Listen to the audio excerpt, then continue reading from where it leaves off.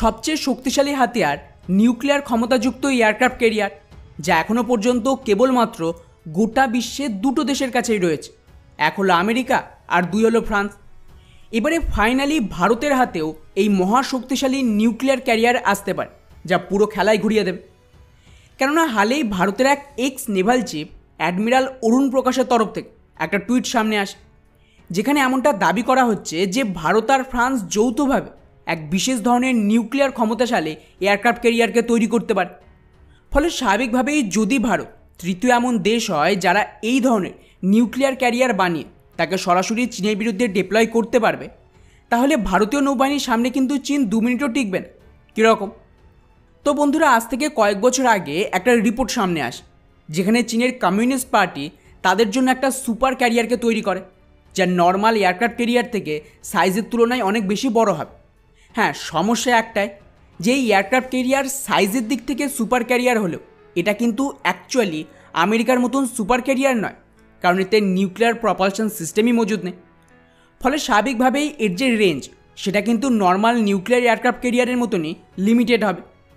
আর বন্ধুরা, এরই আন্ডারে এখন ইউরেশিয়ান টাইমসের এই রিপোর্টটা দেখুন, যেখানে এমনটা দাবি করা হচ্ছে যে চীনের এই যে ফুজিয়ান সুপার ক্যারিয়ার তাকে কাউন্টার করার জন্য ভারতের তরফ থেকে নিজস্ব নিউক্লিয়ার ক্ষমতাশালী এয়ারক্রাফট ক্যারিয়ারকে পুশ করা হচ্ছে।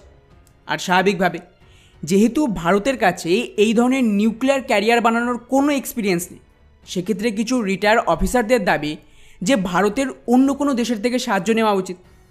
আর যেমনটা আপনারা জানেন যে এই মুহূর্তে কেবলমাত্র দুটো দেশের কাছে এই ক্ষমতা রয়েছে, এক হলো আমেরিকা আর দুই হলো ফ্রান্স। আমেরিকা ভারতের জন্য খুব একটা ভরসাযোগ্য নয়, তাই এমন একটা গুরুত্বপূর্ণ প্রজেক্টে ভারত আমেরিকার সহায়তা নেবে না। তাহলে বাকি থাকছে কে? একমাত্র ফ্রান্স, যাদের সাথে ভারতের যে রিলেশান সেটা কিন্তু সবচেয়ে বেশি স্ট্রং, এবং ফ্রান্স ভারতকে মোটামুটি সব ক্ষেত্রেই সমর্থন দেয়।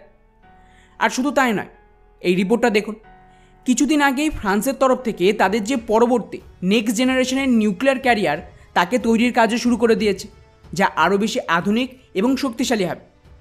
ফলে যদি ভারত এই প্রোগ্রামকে জয়েন করে এবং দুই দেশ মিলিতভাবে একটা জয়েন্ট ভেঞ্চারের আন্ডারে এই ক্যারিয়ারকে তৈরি করে, তাহলে ভারত একদিকে টেকনোলজি পেয়ে যাবে, অন্যদিকে আমাদের প্রথম নিউক্লিয়ার এয়ারক্রাফট ক্যারিয়ারও তৈরি হয়ে যাবে, যা চীনের বিরুদ্ধে সবচেয়ে বড় থ্রেট হবে।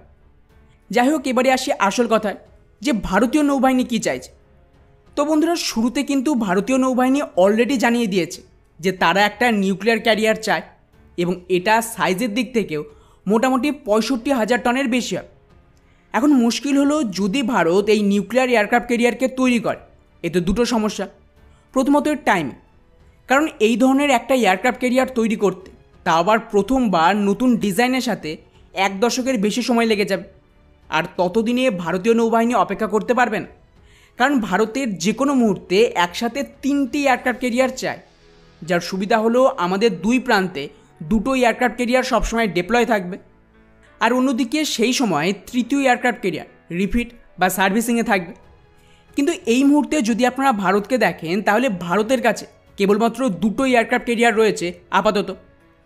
আর দ্বিতীয় সমস্যা হলো ফান্ডিংয়ে।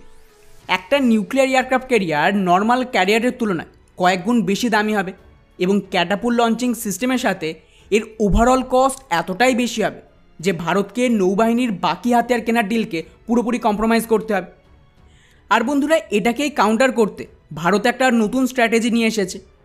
কিছুদিন আগেই ভারতীয় নৌবাহিনী সিদ্ধান্ত নেয় যে যেহেতু আমাদের স্বদেশি আইএনএস বিক্রান্ত তৈরি করার ফলে একটা এক্সপিরিয়েন্স রয়েছে, ম্যান পাওয়ার রয়েছে, এবং তার সাথে ইনফ্রাস্ট্রাকচারও তৈরি, তাই ভারত কী করবে, আপাতত এই ক্যাটাগরিতে আরও একটা এয়ারক্রাফট ক্যারিয়ারের ফলো আপ অর্ডার দেবে, যা মোটামুটি আগামী 5 থেকে 7 বছরেই তৈরি হয়ে যায়। এমন পরিস্থিতিতে ভারতের কাছে 3টে ক্যারিয়ার চলে এসেছে। ফলে এখন ভারত নিজেদের নিউক্লিয়ার এয়ারক্রাফট ক্যারিয়ার তৈরির জন্য কাজ শুরু করতে পারবে, এবং এই চিন্তাও থাকবে না যে এত বছর ধরে সময় লাগার কারণে নৌবাহিনী দুর্বল হয়ে পড়ছে। এবারে আসি আসল কথায়, যে ভারত কি ফ্রান্সের সাথে জয়েন করবে। তো বন্ধুরা, এখানে সিদ্ধান্ত কিন্তু সম্পূর্ণ ভারতকেই নিতে হবে, কারণ ভারত কিন্তু নিজে এই ধরনের স্বদেশি এয়ারক্রাফট ক্যারিয়ার বানাতে পারবে। কেননা প্রথমত এত বড় ক্যারিয়ারের জন্য যে ধরনের নিউক্লিয়ার রিঅ্যাক্টর প্রয়োজন, সেটা অলরেডি আমাদের ভাবা অ্যাটমিক সেন্টারের কাছে তৈরির ক্ষমতা রয়েছে, এবং এটা ওরা অফিসিয়ালি 2010 সালেই জানিয়ে দিয়েছিল, কিন্তু সেই সময়ে সরকার এতে পাত্তাও দেয়নি। আর এখন তো ভারত নিজেদের আরিহান ক্লাসের 4টি নিউক্লিয়ার সাবমেরিন অলরেডি বানিয়ে ফেলেছে। এরপর এখন S5 ক্লাসের সাবমেরিন তৈরির কাজ চলছে, যেটা আরিহান্তের চেয়ে ডবলের বেশি সাইজ, মানে 13,000 টনের। আর এত বড় সাবমেরিনের জন্য যে নিউক্লিয়ার রিয়্যাক্টর দরকার সেটা মোটামুটি 190 মেগাওয়াটের রিয়্যাক্টর হবে। ফলে এটাকেই মডিফাই করে খুব সহজে ভারত কিন্তু 220 মেগাওয়াটের আশেপাশে এক্সপ্যান্ড করতে পারবে, যা আমাদের এয়ারক্রাফট ক্যারিয়ারেও যুক্ত করা সম্ভব। বাকি রইল ক্যাটাপুল লঞ্চিং সিস্টেম।